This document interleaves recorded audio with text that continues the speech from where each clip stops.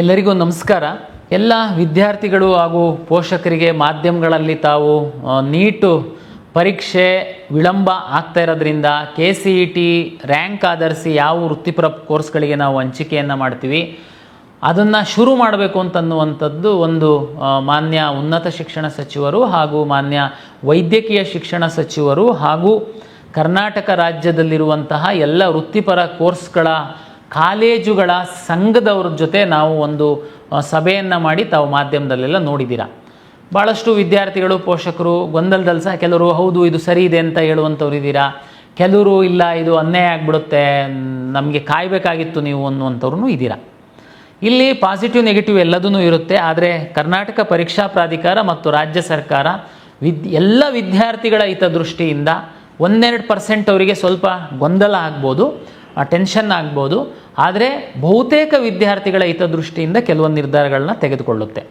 ನಾವು ಪ್ರಾಧಿಕಾರದ ವತಿಯಿಂದ ಎಲ್ಲ ವಿದ್ಯಾರ್ಥಿಗಳ ಹಿತರಕ್ಷಣೆಗೆ ಏನೆಲ್ಲ ಮಾಡಬೇಕು ಅಂತನ್ನುವಂಥದ್ದನ್ನು ನಾವು ಸಿದ್ಧತೆಯನ್ನು ಮಾಡಿಕೊಳ್ತಾ ಇದ್ದೀವಿ.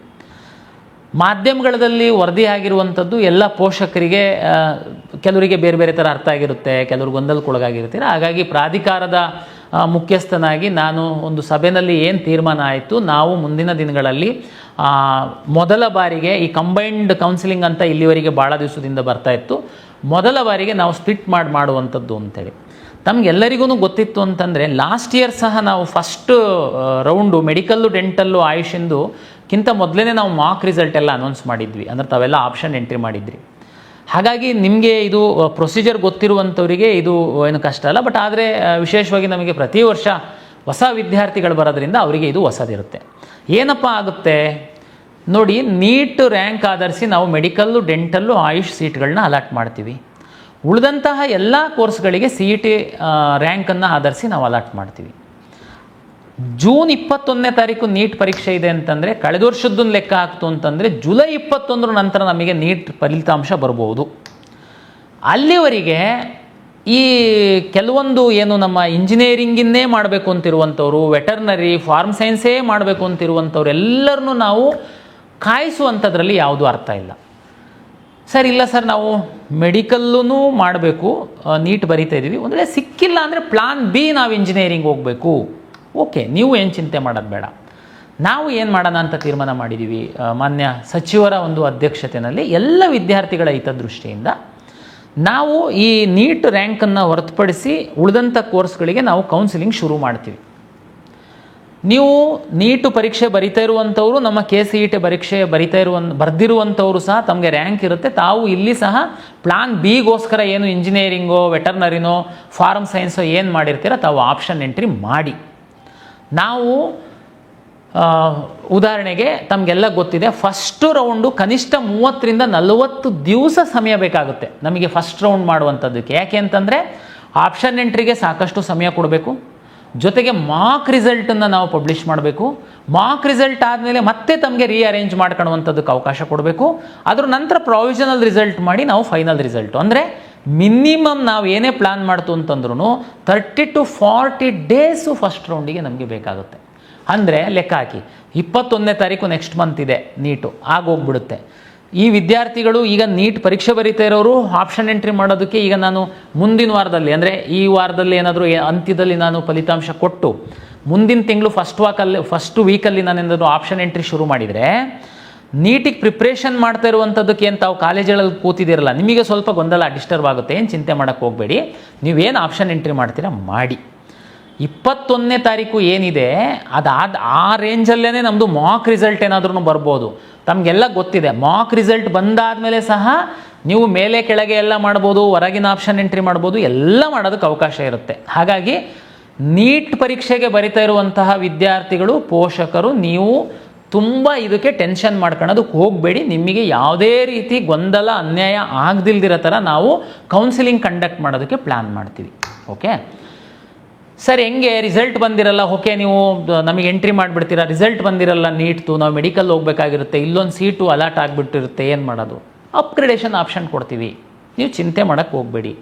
ಉದಾಹರಣೆಗೆ ನಾವು ಪ್ರೀ ರೌಂಡ್ ಅಂತ ಒಂದು ಮಾಡಬೇಕು ಅಂತೇಳಿ ನಾವು ಈ ಸರಿ ಪ್ಲ್ಯಾನ್ ಮಾಡ್ತಾಯಿದ್ದೀವಿ. ಪ್ರೀ ರೌಂಡಲ್ಲಿ ಯಾರು ನಾನು ಪಕ್ಕ ಉದಾಹರಣೆಗೆ ಯಾವುದೋ ಒಂದು ಇಂಜಿನಿಯರಿಂಗ್ ಕಾಲೇಜಿಗೆ ಹೋಗಬೇಕು ಅಂತೇಳಿ ಇರುತ್ತೆ, ಅಲ್ಲಿಗೆ ಮಾತ್ರ ಹೋಗೋನು ಹೋಗ್ತಾನೆ. ನಾನು ಇದನ್ನು ನಿಮಗೆ pre round, first round, second round, ಏನು ಆಪ್ಷನ್ಸ್ ಇರುತ್ತೆ, ಏನು ಚಾಯ್ಸಸ್ ಇರುತ್ತೆ ಎಲ್ಲ ನಾನು ಡಿಟೇಲಾಗಿ ನೆಕ್ಸ್ಟ್ ಮುಂದಿನ ಕೌನ್ಸಿಲಿಂಗ್ ಶುರುವಾದಾಗ ಹೇಳ್ತೀನಿ. ಈಗ ನಾನು ಹೇಳುವಂಥದ್ದು ಏನು ಅಂತಂದರೆ, ಕೌನ್ಸಿಲಿಂಗ್ ನೀಟ್ ಫಲಿತಾಂಶ ಬರೋದಕ್ಕಿಂತ ಮೊದಲು, ನೀಟ್ ಪರೀಕ್ಷೆ ಬರೆಯೋದಕ್ಕಿಂತ ಮೊದಲು ನಾವು ನೀಟ್ ಆಧರಿಸಿ ಮಾಡುವಂಥ ಮೆಡಿಕಲ್, ಡೆಂಟಲ್, ಆಯುಷನ್ನು ಹೊರತುಪಡಿಸಿ ನಾವು ಕೌನ್ಸಿಲಿಂಗ್ ಶುರು ಮಾಡೋದಕ್ಕೆ ತೀರ್ಮಾನ ಆಗಿದೆ. ಆದರೆ ನೀಟ್ ಪರೀಕ್ಷೆ ಬರೀತಿರುವಂತಹ ವಿದ್ಯಾರ್ಥಿಗಳು ಸಹ ತಾವು ಯಾವುದೇ ಟೆನ್ಷನ್ ಮಾಡದೆ ಪರೀಕ್ಷೆಗೆ ಸಿದ್ಧತೆ ಮಾಡಿ ನಿಮಗೆ ಏನೆಲ್ಲ ಫೆಸಿಲಿಟೇಟ್ ಮಾಡ್ಬೋದು ನಾವು ಅದನ್ನು ಮಾಡ್ತೀವಿ. ನೀಟ್ ರಿಸಲ್ಟ್ ಬರೋದು ಇನ್ನೂ ಡಿಲೇ ಆಯಿತು, ನೀವೇನು ಚಿಂತೆ ಮಾಡಬೇಡಿ. ತಮಗೆಲ್ಲ ಗೊತ್ತಿದೆ, ನಾವು ಫಸ್ಟ್ ರೌಂಡಲ್ಲಿ ಅಡ್ಮಿಷನ್ ಕಂಪಲ್ಸರಿನೇ ಇಲ್ಲ. ಫಸ್ಟ್ ರೌಂಡಲ್ಲಿ ಸಿಂಪ್ಲಿ ನೀವು ಚಾಯ್ಸ್ 2 ಹಾಕಿ, ಚಾಯ್ಸ್ 3 ಹಾಕಿ ಸೆಕೆಂಡ್ ರೌಂಡಿಗೆ ಬರ್ತಿದ್ರಿ. ನಾನು ಅವಾಗಲೇ ಹೇಳ್ದಂಗೆ ಒಂದು ರೌಂಡಿಗೆ ಕನಿಷ್ಠ 30ರಿಂದ 40 ದಿವಸ ಬೇಕಾಗುತ್ತೆ. ಸೆಕೆಂಡ್ ರೌಂಡಿಗೆ ಅಪ್ಗ್ರೇಡೇಷನಿಗೆ ಕೊಡ್ತೀವಿ, ನಿಮಗೆ ಸಿಕ್ಕಿರೋ ಸೀಟ್ ಎಲ್ಲೂ ಹೋಗಿರಲ್ಲ. ಉದಾಹರಣೆಗೆ ಸಂಕ್ಷಿಪ್ತವಾಗಿ ಈ ನೀಟ್ ವಿದ್ಯಾರ್ಥಿಗಳಿಗೆ ಗೊಂದಲಕ್ಕೊಳಗಾಗಬಾರ್ದು ನೀಟ್ ಪೇರೆಂಟ್ಸ್ ಅಂತ ಹೇಳೋದಾದರೆ, ಉದಾಹರಣೆಗೆ ನೀವು plan A medical, plan B medical ಸಿಕ್ಕಿಲ್ಲ ಅಂತಂದರೆ ಯಾವುದಾದ್ರೂ ಒಳ್ಳೆ ಕಾಲೇಜಲ್ಲಿ ಇಂಜಿನಿಯರಿಂಗು ಅಥವಾ ಅಗ್ರಿಕಲ್ಚರ್, ಫಾರ್ಮ್ ಸೈನ್ಸ್ ಅಂತ ಅಂದ್ಕೊಂಡಿರ್ತೀರ. ಈಗ ನಾನು ಫಸ್ಟ್ ರೌಂಡ್ ಶುರು ಮಾಡಿದಾಗ ನೀವು ಅಗ್ರಿಕಲ್ಚರ್ದು ಒಂದು ಹಾಕಿರ್ತೀರ, ನಿಮಗೆ ಅಗ್ರಿಕಲ್ಚರ್ ಸಿಗುತ್ತೆ. ನಿಮಗೆ ಬೇಕು ಮೆಡಿಕಲ್ಲು, ಚಿಂತೆ ಮಾಡಬೇಡಿ. ನಾನು ರಿಸಲ್ಟನ್ನು ಪಬ್ಲಿಷ್ ಮಾಡಿದೆ, ಅವಾಗ ಎನಿವೇ ಚಾಯ್ಸ್ ಕೊಡ್ತೀನಿ. ನೀವು ಸೀಟನ್ನು ಹೋಲ್ಡ್ ಮಾಡ್ತೀರಾ, ಸೆಕೆಂಡ್ ರೌಂಡಿಗೆ ಬರ್ತೀರಾ, ಎಗೈನ್ ನಿಮಗೆ 30 ಡೇಸ್ ಅಷ್ಟು ಸಮಯ ಇರುತ್ತೆ. ನಾವು ಮೆಡಿಕಲ್ ಶುರು ಮಾಡ್ತೀವಿ. ಸರ್ ಅವಾಗಲೂ ಬರಲಿಲ್ಲ ಸರ್ ನೀಟ್ ರ್ಯಾಂಕು, ಏನು ಮಾಡೋದು? ಡೋಂಟ್ ವರಿ, ಸೆಕೆಂಡ್ ರೌಂಡಿಗೆ ಸಹ ನಾವು ಅಪ್ಗ್ರೇಡೇಷನಿಗೆ ಕೊಡ್ತೀವಿ. ಯಾಕೆ ಚಿಂತೆ ಮಾಡ್ತೀರಾ? ನಿಮಗೆ ಏನು ಅನ್ಯಾಯ ಆಗಲ್ಲ.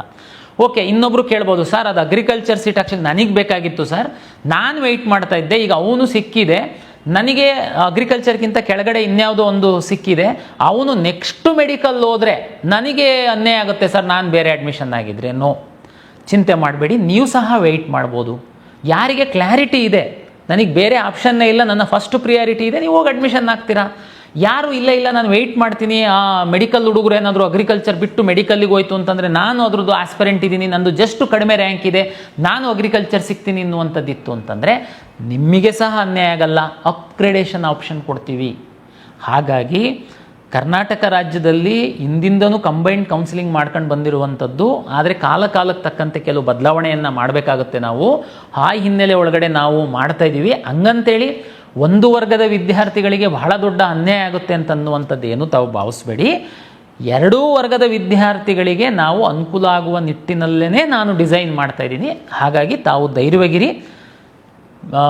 ನೀಟು ಹೊರತುಪಡಿಸಿ ಇಂಜಿನಿಯರಿಂಗ್, ಬೇರೆ ಬೇರೆ ಅಲೈಡ್ ಹೆಲ್ತ್ ಸೈನ್ಸ್, ಅಲೈಡ್ ಕೋರ್ಸಸ್ಸಿಗೆ ಹೋಗುವಂಥವ್ರು ಏನಿದ್ದೀರಾ, ದಯಮಾಡಿ ತಾವು ಕಾಲೇಜ್ಗಳು ಹೇಗಿದೆ, ಲಾಸ್ಟ್ ಇಯರ್ ಕಟ್ ಆಫ್ ಏನಿತ್ತು, ಯಾವ ಕೋರ್ಸಿಗೆ ಉದ್ಯೋಗ ಅವಕಾಶಗಳಿದ್ದಾವೆ, ಇದನ್ನೆಲ್ಲ ಸ್ಟಡಿ ಮಾಡಿ. ನೀಟ್ ವಿದ್ಯಾರ್ಥಿಗಳು ನೀವು ಕೌನ್ಸಿಲಿಂಗ್ ಬಗ್ಗೆ ಏನು ಚಿಂತೆ ಮಾಡಬೇಡಿ, ನಾವಿದ್ದೀವಿ ಅದನ್ನು ನೋಡ್ಕೊಳ್ಳಿಕ್ಕೆ. ತಾವು ನೀಟು ಪರೀಕ್ಷೆಗೆ ಸರಿಯಾಗಿ ಅಧ್ಯಯನ ಮಾಡಿ, ಬೇರೆ ನೀವೇನು ತಲೆಬಿಸಿ ಮಾಡಬೇಡಿ. ನಿಮಗೇನೆಲ್ಲ ಫೆಸಿಲಿಟಿ ಮಾಡಬೇಕು, ಒಳ್ಳೆ ರೀತಿಯಲ್ಲಿ ನಿಮಗೆ ಸಿಗಬೇಕು, ಅದನ್ನು KA ಜವಾಬ್ದಾರಿಯನ್ನು ತಗೊಳುತ್ತೆ, ನಿಮಗೆ ಮಾಡಿಕೊಡುತ್ತೆ. ಕರ್ನಾಟಕ ಪರೀಕ್ಷಾ ಪ್ರಾಧಿಕಾರ ಕೌನ್ಸಿಲಿಂಗ್ ಪ್ರಕ್ರಿಯೆ ಬಗ್ಗೆ ಸಾಕಷ್ಟು ನಾವು ಮಾಧ್ಯಮಗಳ ಮೂಲಕ, ಸೋಷಿಯಲ್ ಮೀಡಿಯಾಗಳ ಮೂಲಕ ಕೌನ್ಸಿಲಿಂಗ್ ಬಗ್ಗೆ ವಿದ್ಯಾರ್ಥಿಗಳಿಗೆ ಮಾಹಿತಿಯನ್ನು ಕೊಡ್ತಾ ಇದ್ದೀವಿ. ಜೊತೆಗೆ ಕಳೆದ ವರ್ಷ ತಮಗೆಲ್ಲ ಗೊತ್ತಿರುವಂತೆ ನಾವು ಸರ್ಕಾರಿ ಇಂಜಿನಿಯರಿಂಗ್ ಕಾಲೇಜುಗಳಲ್ಲಿ ನಾವು ಮಂಥನ ಅಂತ ಒಂದು ಕಾರ್ಯಕ್ರಮವನ್ನು ಮಾಡಿ ನಮ್ಮ KA ಸಿಬ್ಬಂದಿಗಳು ಹಾಗೂ ಆ ಕಾಲೇಜಿನ ಸಿಬ್ಬಂದಿಗಳು ಎಂಟೈರ್ ಕೌನ್ಸಿಲಿಂಗ್ ಪ್ರಕ್ರಿಯೆ ಬಗ್ಗೆ ವಿದ್ಯಾರ್ಥಿಗಳಿಗೆ ಹೇಳಿದರು. ಅದರಿಂದ ಒಂದಷ್ಟು ವಿದ್ಯಾರ್ಥಿಗಳಿಗೆ ಅನುಕೂಲ ಆಗಿತ್ತು. ನಾವು ಅದನ್ನು ಇನ್ನೂ ನೆಕ್ಸ್ಟ್ ಲೆವೆಲ್ಲಿಗೆ ಈ ವರ್ಷ ತೆಗೆದುಕೊಂಡು ಹೋಗಿದ್ದೀವಿ. ಕರ್ನಾಟಕ ರಾಜ್ಯದ ಎಲ್ಲ ಸರ್ಕಾರಿ ಮೆಡಿಕಲ್ ಕಾಲೇಜುಗಳು, ಸರ್ಕಾರಿ ಇಂಜಿನಿಯರಿಂಗ್ ಕಾಲೇಜುಗಳು ಹಾಗೂ ಸರ್ಕಾರಿ ಏಡೆಡ್ ಇಂಜಿನಿಯರಿಂಗ್ ಕಾಲೇಜುಗಳು, ಯಾವ ಜಿಲ್ಲೆಯಲ್ಲಿ ಈ ಇಂಜಿನಿಯರಿಂಗ್ ಕಾಲೇಜು ಮತ್ತು ಮೆಡಿಕಲ್ ಕಾಲೇಜಿಲ್ಲ, ಅಲ್ಲಿ ಆ ಜಿಲ್ಲಾಡಳಿತ, ರಂಗಮಂದಿರ ಅಥವಾ ಪಾಲಿಟೆಕ್ನಿಕ್ ಕಾಲೇಜಲ್ಲಿ 25ನೇ ತಾರೀಕಿಂದ 30ನೇ ತಾರೀಕಿನವರೆಗೆ ಪ್ರತಿ ದಿವಸ 2 ಸೆಷನ್ನು, ಬೆಳಿಗ್ಗೆ ಮತ್ತು ಮಧ್ಯಾಹ್ನ, 28ನೇ ತಾರೀಕು ಸರ್ಕಾರಿ ರಜೆ ಹೊರತುಪಡಿಸಿ ಕೌನ್ಸಿಲಿಂಗ್ ಕುರಿತ ಮಂಥನ ಕಾರ್ಯಕ್ರಮವನ್ನು ಆಯೋಜನೆಯನ್ನು ಮಾಡಿದೆ. ಎಲ್ಲ ವಿದ್ಯಾರ್ಥಿಗಳು, ಪೋಷಕರು ಈ ಸದುಪಯೋಗವನ್ನು ಪಡಿಸ್ಕೊಳ್ಳಿ. ಏನಪ್ಪ ಮಂಥನ ಕಾರ್ಯಕ್ರಮ? ತಮಗೆಲ್ಲ ಗೊತ್ತಿರುವಂತೆ ಕರ್ನಾಟಕ ರಾಜ್ಯದಲ್ಲಿ ಎಷ್ಟು ಕಾಲೇಜುಗಳಿದೆ ಅಂದರೆ, ನಾವು KCET ರ್ಯಾಂಕ್ ಆಧರಿಸಿ, ನೀಟ್ ರ್ಯಾಂಕ್ ಆಧರಿಸಿ ನಾವೇನು ಸೀಟ್ ಅಲಾಟ್ ಮಾಡ್ತೀವಿ ಕೌನ್ಸಿಲಿಂಗಲ್ಲಿ, ಎಷ್ಟು ಕಾಲೇಜುಗಳಿದೆ, ಎಷ್ಟು ಸೀಟ್ಗಳಿದೆ, ಯಾವ್ಯಾವ ಕಾಲೇಜಲ್ಲಿ ಏನೇನು ಫೀಸ್ ಇದೆ, ಕಳೆದ ವರ್ಷ ಏನು ಕಟ್ ಆಫ್ ಆಗಿತ್ತು, ಇದು ಎಲ್ಲ ಮಾಹಿತಿಯನ್ನು ನಿಮಗೆ ಅಲ್ಲಿ ಒಂದೇ ರೂಮಲ್ಲಿ ನಿಮಗೆ ಪಾಠ ಮಾಡೋರಿದ್ದಾರೆ ನಮ್ಮ ಎಕ್ಸ್ಪರ್ಟ್ಸು. ಜೊತೆಗೆ ಕೌನ್ಸಿಲಿಂಗ್ ಅಂತಂದರೆ ಎಷ್ಟು ರೌಂಡ್ ಇರುತ್ತೆ ಕೌನ್ಸಿಲಿಂಗಲ್ಲಿ, ಆಪ್ಷನ್ ಎಂಟ್ರಿ ಮಾಡೋದು ಹೇಗೆ, ಮಾಕ್ ರೌಂಡ್ ಅಂತಂದ್ರೇನು, ರಿಸಲ್ಟ್ ಅನೌನ್ಸ್ ಮಾಡಿದ ಮೇಲೆ ಏನು ಮಾಡಬೇಕಾಗುತ್ತೆ ವಿದ್ಯಾರ್ಥಿಗಳು, ಅಡ್ಮಿಷನ್ ಕಂಪಲ್ಸರಿ ಇರುತ್ತಾ ಇಲ್ಲ ವೆಯ್ಟ್ ಮಾಡ್ಬೋದಾ, ಫೀಸ್ ಎಲ್ಲಿ ಕಟ್ಟಬೇಕು, ಫೀಸು ವಾಪಸ್ ಬರುತ್ತಾ ನಾವು ಬೇರೆ ಕಡೆ ಹೋಯಿತು ಅಂತಂದರೆ, ಸಾಕಷ್ಟು ಪೇರೆಂಟ್ಸ್ಗಳಿಗೆ ಗೊಂದಲಗಳಿರುತ್ತೆ. ಇದಕ್ಕೆ ನಾವು ರಾಜ್ಯದ 66 ಸ್ಥಳಗಳಲ್ಲಿ, ಅಂದರೆ ನಾನು ಹೇಳಿದ್ನಲ್ಲ ಸರ್ಕಾರಿ medical college, engineering college, aided engineering ಕಾಲೇಜುಗಳಲ್ಲಿ ನಾವು ವ್ಯವಸ್ಥೆಯನ್ನು ಮಾಡಿಕೊಂಡಿದ್ವಿ. ಇದು 25ರಿಂದ 30 ತನಕ 28ನೇ ತಾರೀಕು ಹೊರತುಪಡಿಸಿ ದಿನಕ್ಕೆ 2 ಶಿಫ್ಟಲ್ಲಿ ಕಾರ್ಯಕ್ರಮ ಆಗುತ್ತೆ. ತಾವು ದಯಮಾಡಿ ವಿದ್ಯಾರ್ಥಿಗಳು, ಪೋಷಕರು ನಮ್ಮ KE ವೆಬ್ಸೈಟಲ್ಲಿ ಅಪಾಯಿಂಟ್ಮೆಂಟ್ ತಗೊಂಡು ತಮ್ಮ ಕನ್ವೀನಿಯೆಂಟ್ ಸಂದರ್ಭದಲ್ಲಿ ತಾವು ಹೋಗಿ, ತಮಗೆ ಫ್ರೀ ಇರೋ ಟೈಮಲ್ಲಿ ತಾವು ಹೋಗಿ. ಎಲ್ಲರೂ 25ನೇ ತಾರೀಕಿಗೆ ಹೋಗಬೇಕು ಅಂತೇನಿಲ್ಲ. ನಾವು ಭಾಳ ವ್ಯವಸ್ಥಿತವಾಗಿ ನಾವು ಮಾಡ್ತಾಯಿದ್ದೀವಿ. ಒಂದೊಂದು ಸ್ಥಳದಲ್ಲಿ ಎಷ್ಟು ಒಂದು 500 ಜನ ಹಿಡಿಲಿಕ್ಕಿತ್ತು ಅಂತಂದರೆ ನಾವು 500 ಅಷ್ಟೇ ನಾವು ಸ್ಲಾಟ್ ಬುಕ್ ಮಾಡ್ತಾಯಿದ್ದೀವಿ, ಗೊಂದಲ ಆಗಬಾರ್ದು ಅಂತ. 500 ಉದಾಹರಣೆಗೆ 250 ಮಕ್ಕಳು 250 ಪೋಷಕರು ಹೋದರೆ ನಿಮಗೆಲ್ಲ ಕೂರಿಸಿ ಈ ವರ್ಷದ ಒಂದು ಕೌನ್ಸಿಲಿಂಗ್ ಪ್ರಕ್ರಿಯೆ ಎಲ್ಲ ಮಾಹಿತಿಯನ್ನು ನಿಮಗೆ ನಮ್ಮ ಎಕ್ಸ್ಪರ್ಟ್ಸು ನಿಮಗೆ ನೀಡೋರಿದ್ದಾರೆ. ಈ ಸದುಪಯೋಗನ ಪಡಿಸ್ಕೊಳ್ಳಿ. ಮಂಥನ 2026 KCET 2026 ರ್ಯಾಂಕ್ ಆಧರಿಸಿ ಹಂಚಿಕೆ ಮಾಡುವಂತಹ ಎಲ್ಲ ಸೀಟುಗಳ, ಅಂದರೆ ಎಲ್ಲ ಕೌನ್ಸಿಲಿಂಗ್ ಪ್ರಕ್ರಿಯೆಯ ಮಾಹಿತಿಯನ್ನು ಈ ಮಂಥನ ಕಾರ್ಯಕ್ರಮದಲ್ಲಿ ವಿದ್ಯಾರ್ಥಿಗಳಿಗೆ ಕೊಡುತ್ತೆ. ಸರ್, ಮೆಡಿಕಲ್ ನೀಟ್ ಎಕ್ಸಾಮ್ ಆಗಿಲ್ಲ, ನಮ್ಮ ವಿದ್ಯಾರ್ಥಿಗಳೆಲ್ಲ ಲಾಂಗ್ ಟರ್ಮಿಗೆ ಕೂತಿದ್ದಾರೆ, ಓದ್ತಾ ಇದ್ದಾರೆ. ದಯಮಾಡಿ ನೀಟ್ ವಿದ್ಯಾರ್ಥಿಗಳು, ನೀಟಿಗೆ ಓದ್ತಿರುವಂಥವರು ಈ ಮಂಥನ ಕಾರ್ಯಕ್ರಮಕ್ಕೆ ಹೋದರೆ ಹೋಗಿ, ಕಂಪಲ್ಸರಿ ಇಲ್ಲ. ಪೇರೆಂಟ್ಸ್ ಬೇಕಾದರೆ ಹೋಗಿ, ನೀವು ಹೋಗಿಲ್ಲ ಅಂದ್ರೂ ಚಿಂತೆ ಇಲ್ಲ, ನಿಮಗೆ ನಾನು ಯೂಟ್ಯೂಬ್ ಮೂಲಕ ಮುಂದೊಂದು ದಿನ ತಿಳಿಸ್ತೀನಿ. ಮೆಡಿಕಲ್ ವಿದ್ಯಾರ್ಥಿಗಳು ಯಾರು ತಾವು ಸ್ಟಡಿ ಮಾಡ್ತಾ ಇದ್ದೀರಾ, ಒಂದೊಂದು ಗಂಟೆನೂ ಇಂಪಾರ್ಟೆಂಟ್ ಇದೆ. ತಾವೇನು ಮಂಥನ ಕಾರ್ಯಕ್ರಮಕ್ಕೆ ಕಂಪಲ್ಸರಿ ಹೋಗಬೇಕಾಗಿಲ್ಲ, ನಿಮ್ಮ ಪೇರೆಂಟ್ಸ್ ಬೇಕಾದರೆ ಹೋಗಿ ಬರಲಿ. ಅಂದರೆ ನಾವು ಹೇಳುವಾಗ ಎಲ್ಲ ಪ್ರಕ್ರಿಯೆಗಳನ್ನ ನಾವು ಅಲ್ಲಿ ಕೌನ್ಸಿಲಿಂಗ್ ಬಗ್ಗೆ ಹೇಳ್ತೀವಿ. ಆದರೆ ನೀಟ್ ಪರೀಕ್ಷೆ ಆಗಿಲ್ದಿರೋದ್ರಿಂದ ನೀಟ್ ವಿದ್ಯಾರ್ಥಿಗಳು ದಯಮಾಡಿ ಸ್ಟಡಿ ಮಾಡಿ. ಉಳಿದಂಥ ಎಲ್ಲ ಆಸ್ಪರೆಂಟ್ಸು ದಯಮಾಡಿ ಈ ಮಂಥನ ಕಾರ್ಯಕ್ರಮವನ್ನು ಸದುಪಯೋಗ ಪಡಿಸ್ಕೊಳ್ಳಿ. ನಿಮಗೆ ಅಲ್ಲಿ ಇಲ್ಲಿ ಏನೋ ನೀವು ಬೇರೆ ಬೇರೆ ಕಡೆ ಯೂಟ್ಯೂಬು ಮಾಧ್ಯಮ ಅಲ್ಲಿ ಇಲ್ಲಿ ನೋಡೋದಕ್ಕಿಂತ ಇಲ್ಲಿ ಒಂದೇ ರೂಫ್ ಅಡಿನಲ್ಲಿ ನಿಮಗೆ ಎಂಟೈರ್ ಕೌನ್ಸಿಲಿಂಗ್ ಬಗ್ಗೆ ಮಾಹಿತಿ ಸಿಗುತ್ತೆ. ದಯಮಾಡಿ ಮಂಥನ 2026 25ನೇ ತಾರೀಕಿಂದ 30ನೇ ತಾರೀಕು, 28ನೇ ತಾರೀಕು ಹೊರತುಪಡಿಸಿ ಪ್ರತಿ ದಿವಸ 2 ಸೆಷನಲ್ಲಿ ನಡೆಯುತ್ತೆ. ತಾವು ಸ್ಲಾಟ್ ಬುಕ್ ಮಾಡಿ ಆ ಕಾಲೇಜಿಗೆ ಅಥವಾ ಆ ಒಂದು ಮಂಥನ ಕಾರ್ಯಕ್ರಮದ ಸ್ಥಳಕ್ಕೆ ವಿಸಿಟ್ ಮಾಡಿ ಈ ವರ್ಷದ ಕೌನ್ಸಿಲಿಂಗ್ ಪ್ರಕ್ರಿಯೆಯನ್ನು ಅರ್ಥ ಮಾಡ್ಕೊಳ್ಳಿ. ಇದರಿಂದ ನಿಮಗೆ ಒಳ್ಳೆ ರೀತಿ ಸೀಟನ್ನು ಪಡೀಲಿಕ್ಕೆ ತುಂಬ ಸಹಾಯ ಆಗುತ್ತೆ.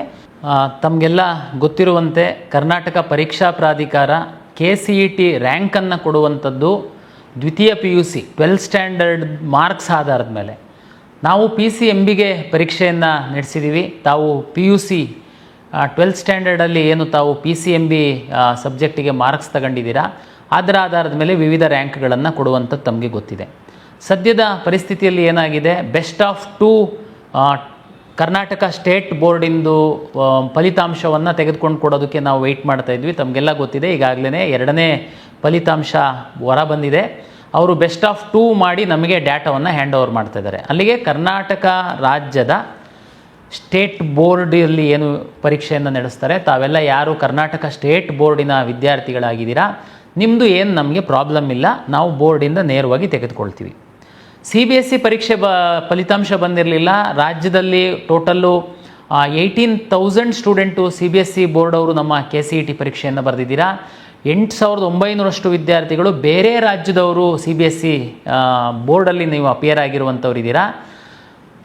ನಿಮ್ಮದು ಡೇಟಾ ನಮ್ಮ ಕೈಯಲ್ಲಿ ಇರಲ್ಲ. ಕೊನೆಗೆ ನಾವು ಡಿಜಿಲಾಕರಲ್ಲಿ ತಾವು ಡೌನ್ಲೋಡ್ ಮಾಡಬೇಕು. ಯಾಕೆಂದರೆ CBSE ಬೋರ್ಡ್ ಅವರು NAD ಪೋರ್ಟಲಲ್ಲಿ ಅಪ್ಲೋಡ್ ಮಾಡಿರ್ತಾರೆ.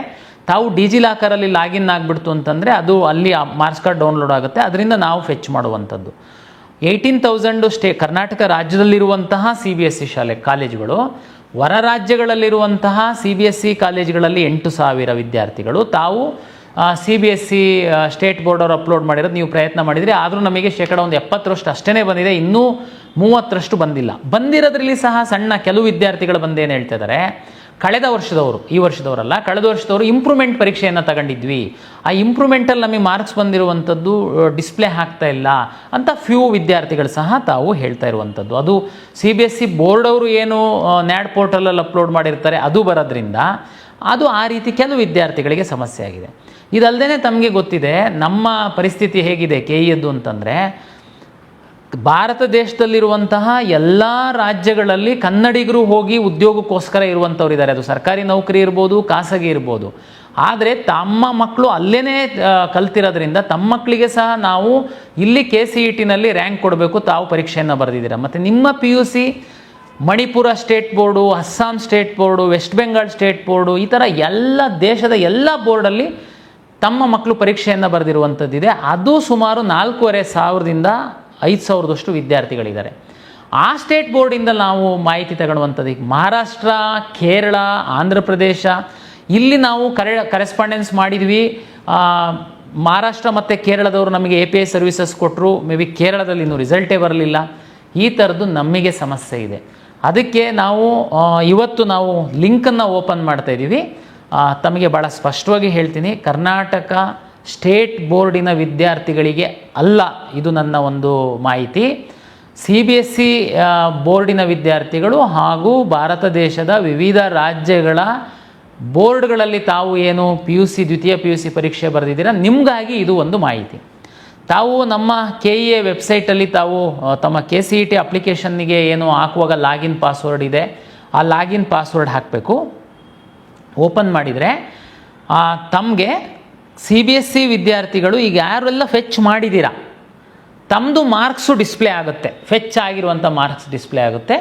ತಾವು ಏನೂ ಚೇಂಜಸ್ ಇಲ್ಲ ಅಂತಂದರೆ ಜಸ್ಟ್ ಮಾರ್ಕ್ಸು ಸರಿ ಒಂದ್ಸರಿ ಚೆಕ್ ಮಾಡ್ಕೊಳ್ಳಿ. ಮಾರ್ಕ್ಸ್ ಸರಿ ಇದೆ ಅಂತಂದರೆ ಸಬ್ಮಿಟ್ ಮಾಡಿ. CBSEನಲ್ಲಿ ಇನ್ನೂ 30ರಷ್ಟು ವಿದ್ಯಾರ್ಥಿಗಳು ಡಿಜಿಲಾಕರಲ್ಲಿ ತಾವು ಲಾಗಿನ್ ಆಗಿದ್ದೀರಾ, ಫೆಚ್ ಆಗಿಲ್ಲ. ಕೆಲವರು ಲಾಗಿನ್ನೇ ಆಗಿಲ್ಲ. ತಾವುಗಳು ಲಾಗಿನ್ ಆಗಬೇಕು, ತಮ್ಮ ಮಾರ್ಕ್ಸನ್ನು ಎಂಟ್ರಿ ಮಾಡಬೇಕು, ತಮ್ಮ ಮಾರ್ಕ್ಸ್ ಕಾರ್ಡನ್ನು ಅಪ್ಲೋಡ್ ಮಾಡಬೇಕು. ಭಾರತ ದೇಶದ ವಿವಿಧ ರಾಜ್ಯಗಳ ಬೋರ್ಡ್ಗಳಲ್ಲಿ ತಾವು ಯಾರು PUC ಮಾಡಿದಿರೋ ವಿದ್ಯಾರ್ಥಿಗಳು ತಮಗೆ ಸಹ ತಾವು ಲಾಗಿನ್ ಆಗಬೇಕು, ತಮ್ಮ PUC ಮಾರ್ಕ್ಸನ್ನು ಎಂಟ್ರಿ ಮಾಡಬೇಕು, ತಮ್ಮ PU ಮಾರ್ಕ್ಸ್ ಕಾರ್ಡನ್ನು ಅಪ್ಲೋಡ್ ಮಾಡಬೇಕು. ದಯಮಾಡಿ ಇದು ತುಂಬ ಸಿಂಪಲ್ ಕೆಲಸ. ಮಾಡಿ ಸಬ್ಮಿಟ್ ಮಾಡಿದರೆ ಮಾತ್ರ ನಾವು ನಿಮಗೆ CET ರ್ಯಾಂಕ್ ಕೊಡೋದಕ್ಕಾಗುತ್ತೆ. ಇಲ್ಲ ಅಂತಂದರೆ ನಾವು ರ್ಯಾಂಕ್ ಕೊಡೋದು ಕಷ್ಟ ಆಗುತ್ತೆ. ದಯಮಾಡಿ ಮುಂದಿನ 2 ದಿನದಲ್ಲಿ ತಾವು ಈ ಕೆಲಸ ಮಾಡಬೇಕು ಅಂತೇಳಿ ನಾನು ವಿನಂತಿಯನ್ನು ಮಾಡಿಕೊಳ್ತೀನಿ. CBSEನಲ್ಲಿ ಡಿಜಿಲಾಕರಿಂದ ಫೆಚ್ಚಾಗಿ ಸಹ ಬಂದಿದೆ. ಅಲ್ಲಿ ಯಾವುದೋ ಮಾರ್ಕ್ಸು ತಪ್ಪು ಫೆಚ್ಚಾಗಿದೆ ಅಂತಂದರೆ ತಾವು ಮಾರ್ಕ್ಸ್ ಕಾರ್ಡ್ ಅಪ್ಲೋಡ್ ಮಾಡಬೇಕು. ತಾವು ಸರಿ ಇರುವಂಥದ್ದನ್ನು ಕೆಳಗಡೆ ಎಂಟ್ರಿ ಮಾಡೋದಕ್ಕೆ ಹೇಳಿ. ತುಂಬ ಸಿಂಪಲ್ ಪ್ರೊಸೀಜರ್ ಇದೆ, ತಮಗೆಲ್ಲ ಈಸಿಯಾಗಿ ಅರ್ಥ ಆಗುತ್ತೆ ಅಂತೇಳಿ ನಾನು ಭಾವಿಸಿದ್ದೀನಿ. ದಯಮಾಡಿ ಯಾರಾದ್ರೂ ಮಾರ್ಕ್ಸನ್ನು ತಪ್ಪಾಗಿ ಎಂಟ್ರಿ ಮಾಡಿದರೆ ನೀವು ಅಪ್ಲೋಡ್ ಮಾಡಿರೋ ಮಾರ್ಕ್ಸ್ ಕಾರ್ಡ್ ಆಧಾರದ ಮೇಲೆ ನಾವು ಇಲ್ಲಿ ಅದನ್ನು ವೆರಿಫೈ ಮಾಡ್ತೀವಿ.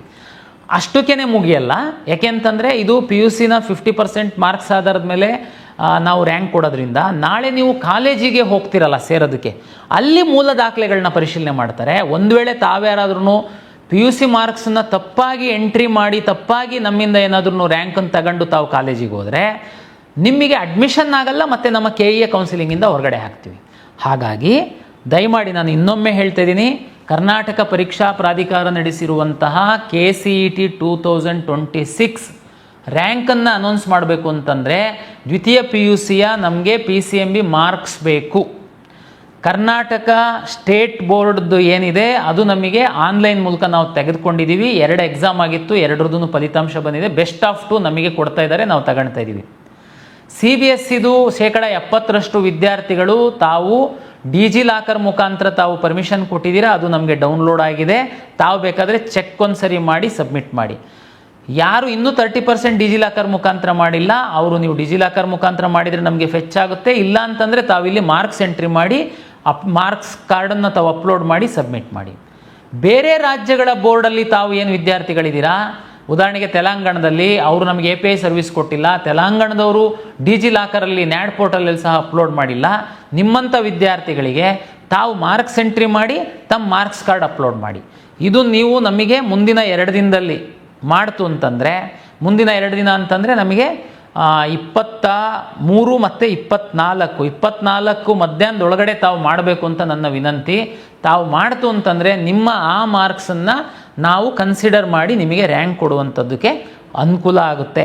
ಇದು ಬಹಳ ಸಿಂಪಲ್ ಇದೆ. ತಾವು ದಯಮಾಡಿ ಇದನ್ನು ಮುಂದಿನ 2 ದಿನದಲ್ಲಿ ಮಾಡಬೇಕು ಅಂತೇಳಿ ನನ್ನ ವಿನಂತಿ. ಮತ್ತೆ ನಾವು ಸುಮಾರು ಈ ಹಿಂದಿನ ನೋಟಿಫಿಕೇಷನ್ಸ್ ಎಲ್ಲ ಹೇಳಿದಾಗ ವಿದ್ಯಾರ್ಥಿಗಳು ಸುಮ್ಮನೆ ಅನ್ನೆಸೆಸರಿ ಗೊಂದಲಕ್ಕೊಳಗಾಗ್ತೀರಾ. ಕರ್ನಾಟಕ ರಾಜ್ಯ ಬೋರ್ಡಿನ ವಿದ್ಯಾರ್ಥಿಗಳು ಏನು ಮಾಡೋಕ್ಕೆ ಹೋಗ್ಬಿಡಿ, ಸುಮ್ಮನೆ ಇದ್ಬಿಡಿ. ನಿಮ್ಮ ಮಾರ್ಕ್ಸನ್ನು ನಾವೇ ಬೋರ್ಡಿಂದ ತಗೊಳ್ತೀವಿ.